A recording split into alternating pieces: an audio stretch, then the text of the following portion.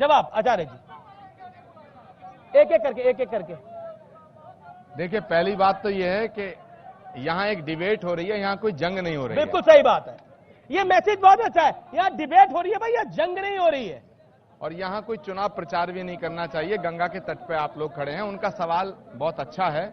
मैंने ये नहीं कहा कि मोदी जी कहते हैं कि हर हर मोदी कहो, लेकिन नरेंद्र मोदी जी और उनकी सरकार, उनका दायित्व बनता था कि काशी विश्वनाथ और इस महादेव की नगरी का विकास करना, पूरे देश का विकास करना, वो भी कोई अलग बात नहीं थी। सुन लो यार, सुन लो भाई। माइक को थोड़ा तेज करिए, माइक को थोड़ा तेज करिए, स्पीकर को थोड़ा तेज करिए, आवाज कम जा रही है। बोलिए आप।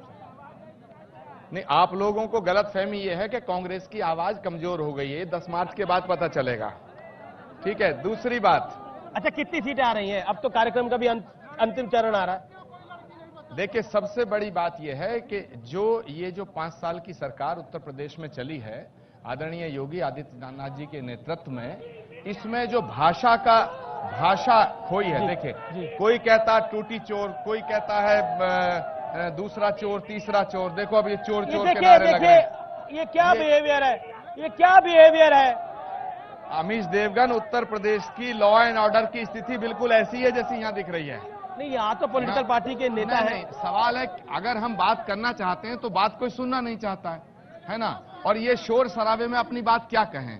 उन्होंने जो सवाल किया, मैं बिल्कुल नहीं ये मानता कि मोदी जी कहते हैं कि मेरा नारा लगाओ, लेकिन नारे लगे तो मैं ये कहना चाहता हूं कि विकास के पीछे एक अच्छी नीयत होनी चाहिए। विकास के पीछे अगर नीयत ठीक नहीं है तो विकास ठीक है। अच्छा, कांग्रेस की उत्तर प्रदेश में जो लड़ रही है चुनाव, नीयत ठीक है, जीतने वाली नीयत है या फिर आपका खेल खराब करने वाली नीयत है? देखो, हम पब्लिक से बताइए, वोट कटवा। हम 32 सालों से कांग्रेस उत्तर प्रदेश में सरकार में नहीं है। 32 सालों से।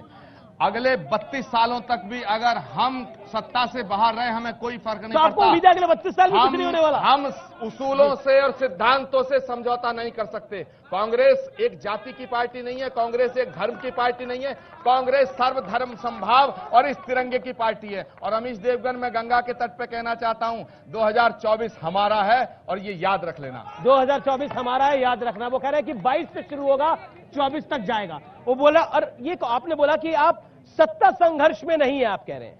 नहीं, अब आप उसको कैसे समझो? अब कैसे समझूंगा मैं? उन्होंने कहा कि 32 और अगले साल ना आए।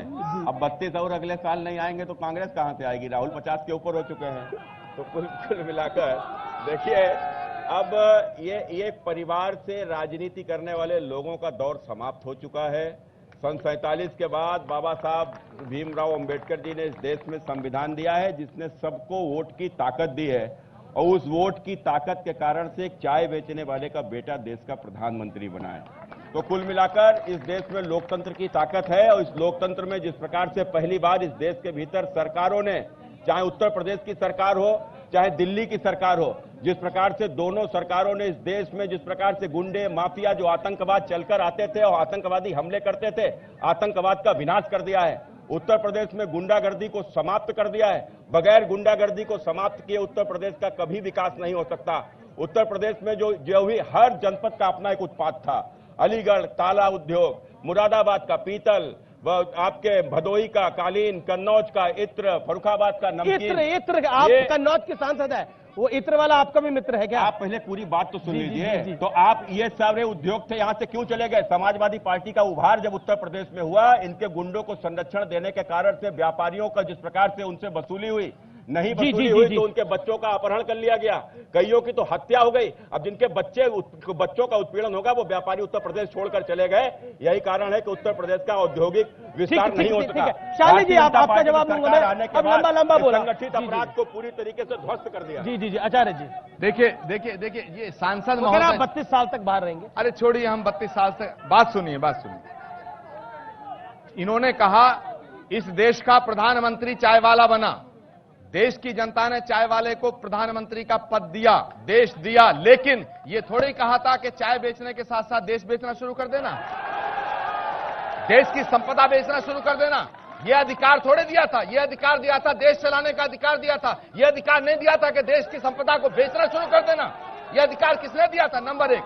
नंबर 2 सुनिए, क्या बेचा? नंबर 2 आज इस देश के अंदर एक एयरलाइन हमारी सरकार के पास नहीं है, हमारे देश की सारी एयरलाइन प्राइवेट है, रेलवे प्राइवेट करने की बात है, BHEL, BL, CL सब तो दांव पे लग गया, रोजगार कहां से मिलेगा? और आप काशी के अंदर खड़े हैं, यहाँ का साड़ी उद्योग नष्ट हो चुका है, यहाँ का कालीन उद्योग नष्ट हो चुका है, आप बात कहां की कर रहे हैं? आप वोट मांगने का अधिकार रखते हैं, आप भगवान महादेव के नाम पे वोट मांगते हैं, आप भगवान राम के नाम पे वोट मांगते हैं, तो कहो हम निकम्मी सरकार हैं, हमें राम के नाम पे वोट दो, कहो। तो ये इनकी हताशा है, बिल्कुल साफ स्पष्ट सामने आई है। देश को बेचने की बात करते हैं, इनको जब मौका मिला इन्होंने अपने सहयोगियों के साथ देश को लूटने का काम किया, और एक नहीं सैकड़ों उदाहरण इस प्रकार के हैं। और राम की बात करते हो, ये राम की धरती है, भगवान कृष्ण की धरती है, गौतम बुद्ध की धरती है, और बाबा विश्वनाथ की धरती है। यदि आपने इनका विकास किया होता, यहाँ मंदिरों का निर्माण समय से हो गया होता, तो आज यह पर्यटन का हब होता। उत्तर प्रदेश दुनिया का पर्यटन का सबसे बड़ा हब होता, और पर्यटन का हब होता तो आज अपने आप यहाँ के ऊपर किसी प्रकार का कोई संकट ही नहीं होता। आने वाले दिनों में लोग देखेंगे अयोध्या में किस प्रकार से रोजगार जनरेट होंगे पर्यटन के कारण से। आप देखिएगा किस प्रकार से काशी का आप राम का अपमान नहीं करते हो, आप लगातार राम का अपमान कर रहे हो। ठीक है 5 सेकंड ये पर्यटन की बात कर रहे हैं, 10 मार्च के बाद आप पर्यटन करने कहां जाओगे? ये